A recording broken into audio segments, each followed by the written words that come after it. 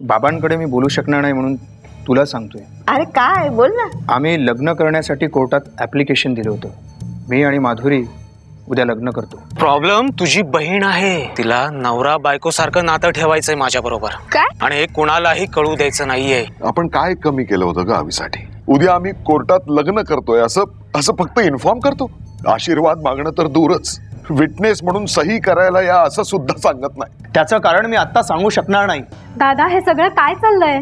अभि आम्ही तुझे कोणीच नाहीये का रे? तुम्ही मला कुणीही काहीही विचारू नका। माधुरी मला मनापासून आवडत होती। काय खरं काय खोटं हे मला कळतच नाहीये। कळतंय ते फक्त एवढंच की मी तुमच्याशी लग्न करून माझ्या आयुष्याची माती करून घेतली। म्हणजे तू माझ्या विरुद्ध पोलिसांना मदत केलीस, त्यामुळे कुणाल पकडला गेला। तुला काय वाटलं राहुल देशपांडेच्या किडनी प्रकरणाला वाचा फुटेल? म्हणजे त्या राहुल देशपांडेचं पुढे काय झालं माहितीये तुला? काय झालं? खून। कुणी केला? राहुल देशपांडेचा खून तू केलायस। म्हणजे मॅडम काहीतरीच काय बोलताय तुम्ही?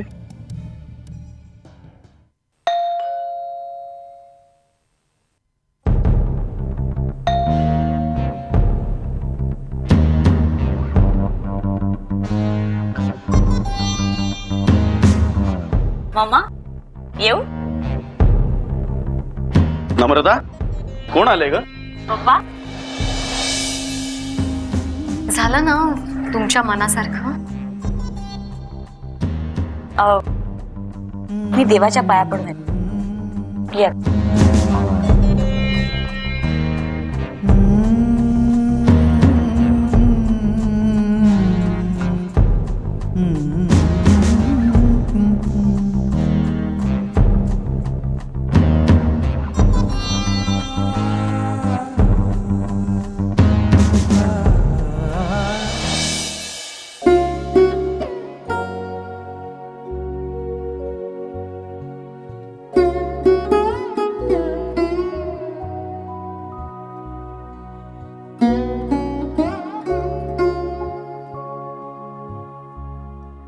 घ्या चहा घ्या। लग्न लग्न लग्न झालं बाई एकदाच लग्न। अहो पण आपण आवीला काही आहेर नाही देऊ शकलो अजून। तू काही काळजी करू नकोस। मी आवीच्या नावाने 2 लाख रुपये फिक्स डिपॉझिट मध्ये ठेवले होते। हो? ते फिक्स डिपॉझिट पुढच्या आठवड्यात मॅच्युअर होतंय। 3.25 लाख रुपये येतील। ते आवीच्या नावाने त्याच्या बँकेत ट्रान्सफर करून टाकतो म्हणजे झालं। चला हे अति उत्तम झालं। तसे मी सुद्धा काही पैसे बाजूला ठेवलेत। ठेवलेत हो। बरोबर।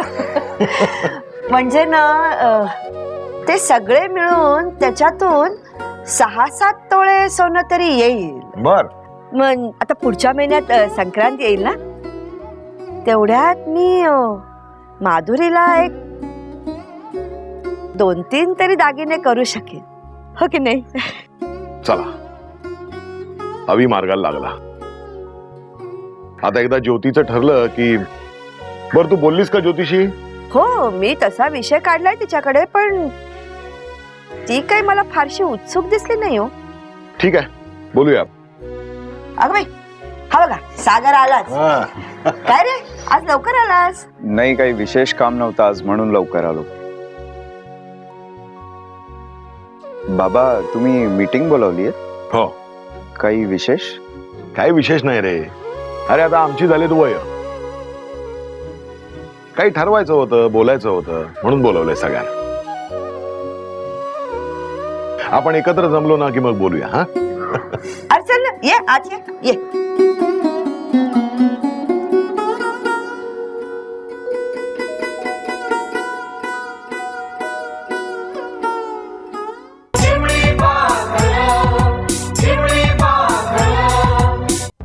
आम्ही रेंटवर घर घ्यायचं म्हणतोय.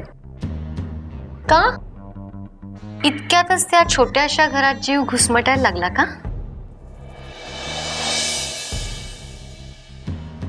नाही, आपापली घरं घेतली की जबाबदारी वाढेल. जबाबदारी वाढली की तुम्ही जास्त काम कराल, असं याच्या आई वडिलांचं म्हणणं. वा, छान आहे. म्हणजे तुम्हाला जबाबदारीची जाणीवही करून दिली आणि स्वतःच्या डोक्यावरचा बोजाही उतरवून टाकला. नम्रता प्लीज. हे बघ माधुरी, तुम्ही जो निर्णय घेतलाय तो उत्तमच. नाहीतर पहिल्यापासून तुझी लाईफस्टाईल फार वेगळीच आहे. त्यामुळे भांड्याला भांड लागण्यापेक्षा तुम्ही वेगळे राहिलात तरच उत्तम.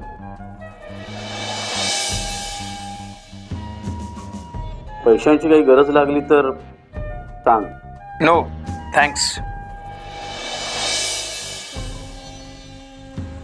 यापुढे आम्ही जे काही करू ते आमच्या हिमतीवरच. छान, आनंद आहे.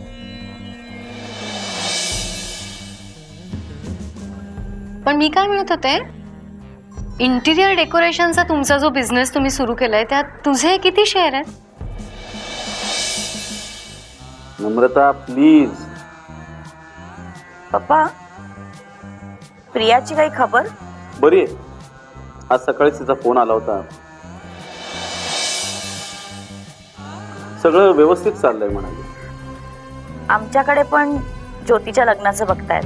वा, आमचं तुमचं करायलाही शिकलीस वाटतं लगेच. मम्मा, आम्ही जाऊ का? नाही, थांबा.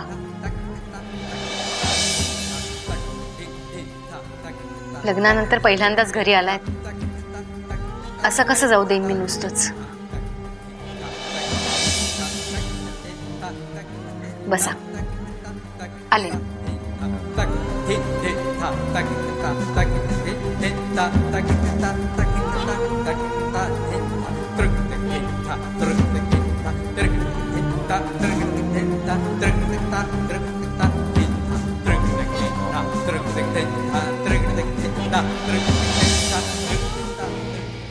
बघा, तुम्ही वाईट वाटून घेऊ नका प्लीज.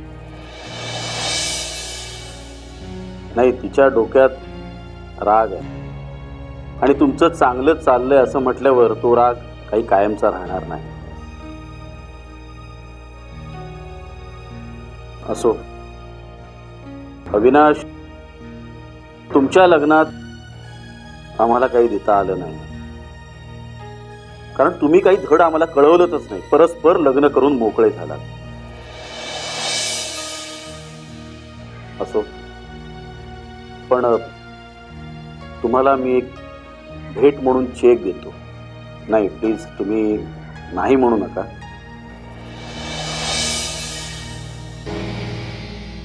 कारण आईवडिलांची काही कर्तव्य असतात, भावना असतात. त्यामुळे प्लीज देतो मी.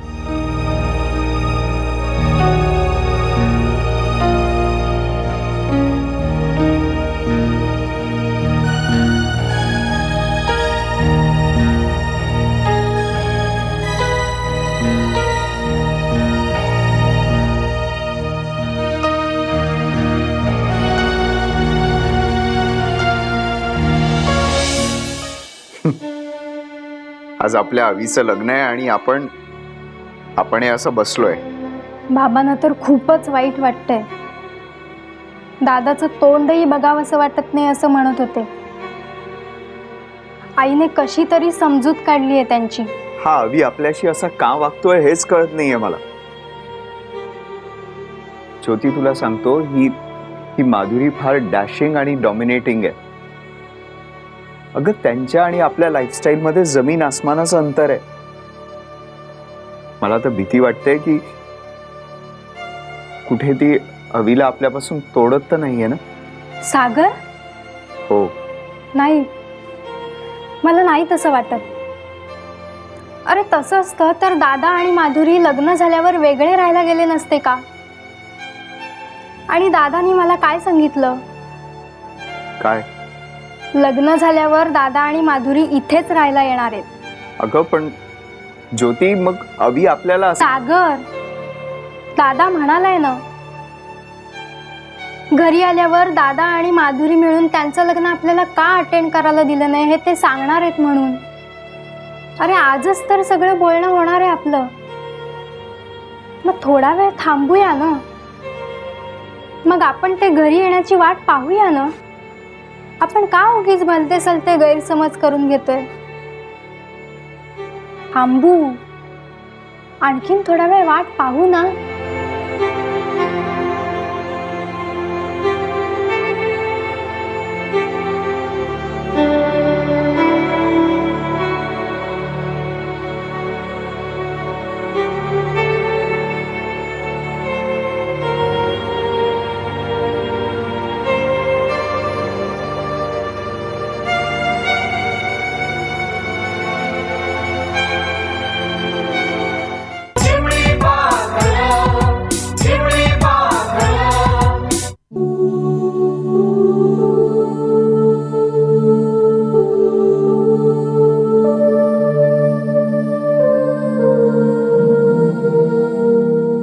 किती काळजी होती नाही आपल्याला सागरची. तसं त्याला ना शिक्षणात कधीच रस नव्हता नाही का? कसं होईल, हा स्वतःच्या पायावर कधी उभा राहील काही समजत नव्हतं. किती आपण सतत काळजीतच असायचो. ते तशी ना त्याला गायनाची पहिल्यापासून आवड होती. तसा त्याचा गळाही चांगला होता. पण आपण गायनाच्या क्लासला जावं असं त्यांनी आपल्याला कधी सांगितलं नाही. आपल्यालाही ते कधी सुचलंच नाही. हे टीव्हीवर आजकाल ते वेगवेगळे रियालिटी शो सुरू झालेत ना, तेव्हापासून आपणही त्याच्यात भाग घ्यावा असं त्याला वाटलं म्हणून गेला तो तिथे. पण त्यावेळेला आपण किती विरोध केला होता नाही का? अगं अशा त्यावेळी परिस्थितीच तशी होती. नाही म्हणजे सिनेमा क्षेत्रातल्या माणसांच्या आयुष्याला स्थैर्य नसतं असं माझं आजही मत आहे. तुमचं नशीब असेल तर तुम्ही पैसा कमावता, नाव कमावता, आयुष्यात पुढे जाता. पण त्यासाठी वैयक्तिक पातळीवर किती दुःख सहन करावं लागतं. हा मग काय उपयोग आहे मला सांग या पैशाचा आणि प्रसिद्धीचा. आता आपल्या सागरचंच बघ ना. त्यावेळी काय ती टीव्हीची ऑडिशन द्यायची होती म्हणून त्यांनी घरातले दागिने चोरले आणि पैसे जमा केले. अर्थात त्याला काही व्यसन करायचं नव्हतं, करिअर करायचं होतं हे आपल्याला ठाऊक होतं म्हणून आपण त्याला माफही केलं. सागर त्या स्पर्धेत पहिला आला. सरगमराव सारख्या मॅडम त्याच्या पाठीशी उभ्या राहिल्या. आज तो प्रगतीपथावर आहे. पण म्हणून आज तो सुखी आहे असं पण म्हणायचं का? म्हणजे काय, तो सुखी नाही असं वाटतं का तुम्हाला? नाही, मला असं म्हणायचंय की हे सगळं मिळवण्यासाठी त्याला काय काय सहन करावं लागलं सांग बघू. म्हणजे तात्पुरत्या काळासाठी का होईना, पण आई वडील, कुटुंब, भाऊ बहीण यांच्या सहवासाचं सुख त्याच्यापासून हिरावून घेतलं गेलंच की नाही. हा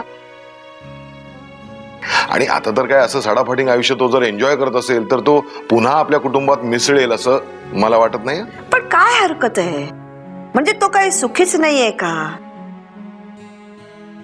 मला सांगा, काही आई वडिलांची मुलं परदेशात जातात, तिकडेच सेटल होतात, आई वडिलांपासून दुरावतात. पण म्हणजे काय ती मुलं सुखीच नाही असं वाटतं का तुम्हाला?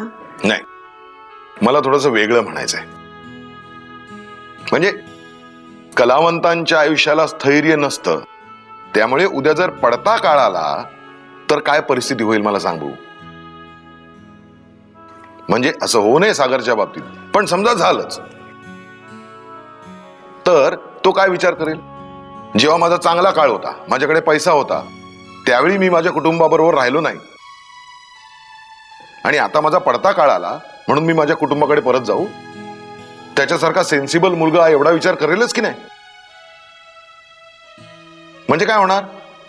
म्हणजे मग धड पुढेही नाही आणि धड मागेही जाता येत नाही, अशी त्याची परिस्थिती होईल की नाही सांग बघू?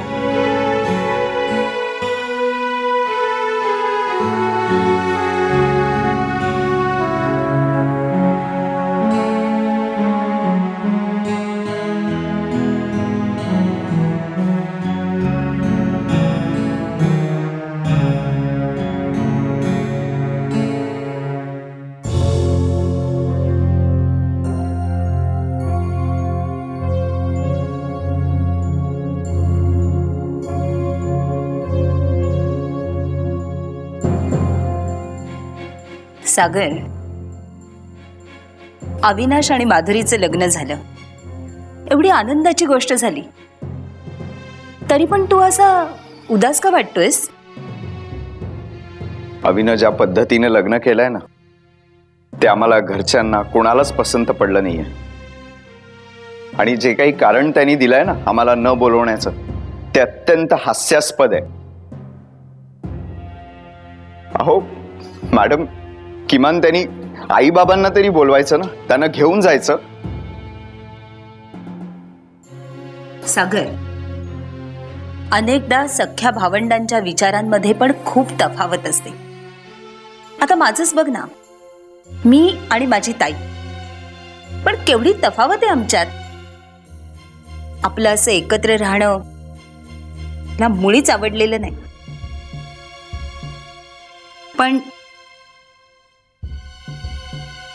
पण मी तिचं काही ऐकलंय का? मला जे हवं तेच करते ना मी.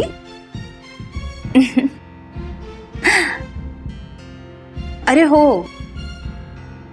अविनाशही मला भेटायला आला होता.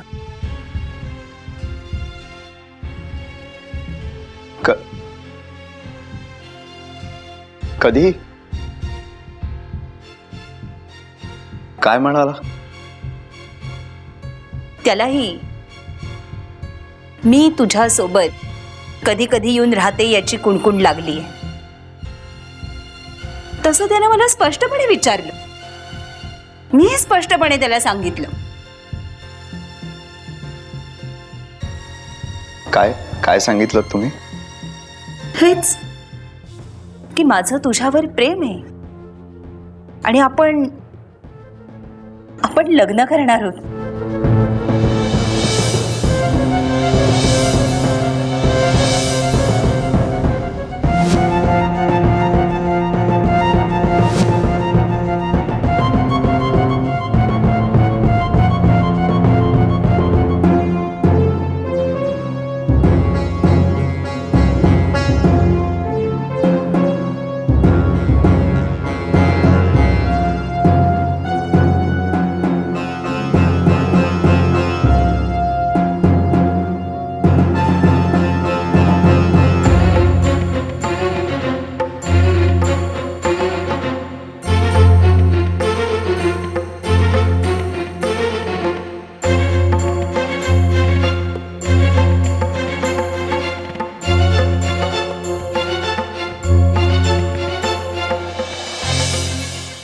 आई लव यू पासून मैं तुम्हारे बच्चे की माँ बनने वाली हूँ इथपर्यंत सगळं काही खोटं होतं. तसंच काहीसं सरगम मॅडमनी माझ्या बाबतीत केलंय, मला प्रमोट करण्यासाठी. अरे खड्ड्यात गेलं तुझं प्रमोशन.